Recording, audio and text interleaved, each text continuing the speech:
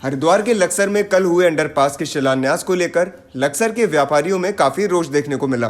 व्यापारियों का कहना था कि जिस अंडरपास के लिए हम लोगों ने रात दिन भूख हड़ताल की तथा दिल्ली से लेकर मुरादाबाद तक लक्सर के व्यापारियों ने चक्कर लगाए, उनकी अनदेखी में कल आनन फानन में आचार संहिता लगने से पूर्व शिलान्यास कर दिया गया, जिससे लक्सर के व्यापारियों में काफी रोष है।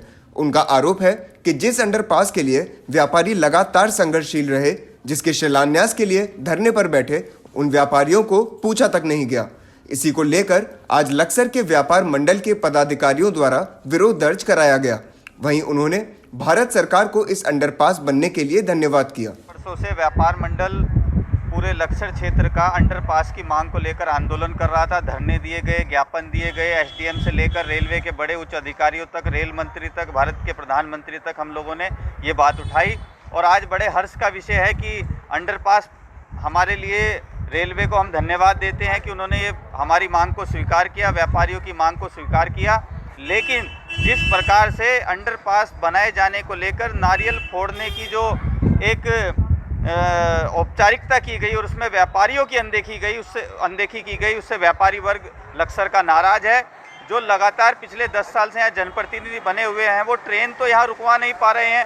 अंडरपास जो कि व्यापारियों की डिमांड पर बना, व्यापारियों के आंदोलनों पे बना, व्यापारियों की पृष्ठभूमि पे बना, उसका श्रेय लेने की होड़ के चक्कर में यहाँ नारियल फोड़े जा रहे हैं। ये हमने विरोध दर्ज कराया है कि जब इसकी उद्घाटन होना था तो इसमें व्यापारी वर्ग को शामिल किया जाना चाहिए था। आज हम भारत सरकार को इसके लिए बधाई और धन्यवाद दे रहे हैं कि उन्होंने ये व्यापारियों की मांग को माना। लेकिन जिस तरह से इस पर ओछी राजनीति हो रही है, इसका भी हम व्यापारी वर्ग विरोध करते हैं।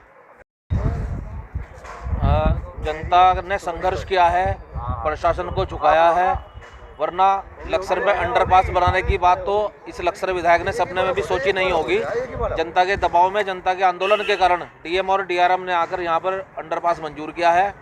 और जिस प्रकार से चोरी छिपे या समझिए कि बिना लोगों को सूचना दिए, बिना समाज को सूचना दिए, जिस प्रकार नारियल फोड़ने का नाटक कल यहाँ पे विधायक के भाई ने आचार संहिता के अंतिम पलों में, जब आचार संहिता लगने वाली थी, अंतिम पलों में आगे यहाँ पे उद्घाटन करने का जो नाटक किया है, जनता उसकी घोर भर्त्सना करती है। इस विधायक ने हमेशा ये शैली रखी है कि अपना काम बनता है, भाड़ में जाए जनता। उसने केवल क्रेडिट लेने के लिए इस काम में नारियल फोड़ने की नाटकबाजी दिखाई है, वरना ये आंदोलन जो यहाँ पे 8 दिन लोग धरने पे बैठे, सुंदर भाई हमारे भूख हड़ताल पर बैठे थे, उनके आंदोलन से ये कार्य सिद्ध हुआ था। और इसका पूरा श्रेय मैं समझता हूँ लक्सर के व्यापारियों और सुंदरलाल भाई जो हमारे साइकिल वाले हैं, उनको जाना चाहिए।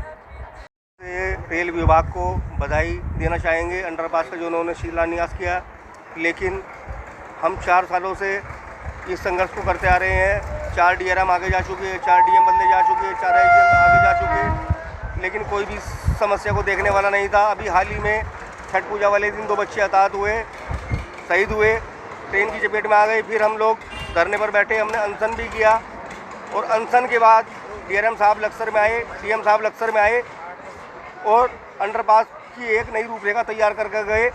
लेकिन यहाँ की ओछी राजनीति की वजह से वो धरना स्थल पर बच्चों को श्रद्धांजलि देने भी नहीं आ पाई। और वही कल हुआ, हमें बिना बताए व्यापारी वर्ग को किसी को भी नहीं इत्तला किया गया कि शिलान्यास हो रहा है, 2 आदमी आ जाओ। आचार संहिता लगने वाली थी, आचार संहिता से कुछ पल पहले ही इन लोगों ने शिलान्यास कर दिया कि चुनाव आने वाला है, चुनावी वाहवाही लूटने के लिए। लेकिन जनता देख रही है कि संघर्ष किसने किया है, बलिदान किसने दिया है और कौन इसके लिए भागदौड़ की है। दिल्ली से मुरादाबाद तक कौन भागा है, सबको पता है। न्यूज स्टूडियो उत्तराखंड के लिए लक्सर से जॉनी चौधरी की रिपोर्ट।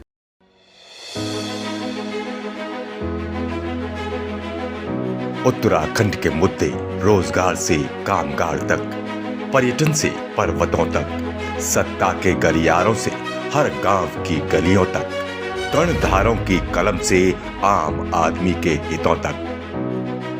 और भी होगा बहुत कुछ देवभूमि से जुड़ा, देवभूमि के बारे में, देवभूमि के वासियों के साथ, सिर्फ न्यूज स्टूडियो उत्तराखंड पर। खबर उत्तराखंड की।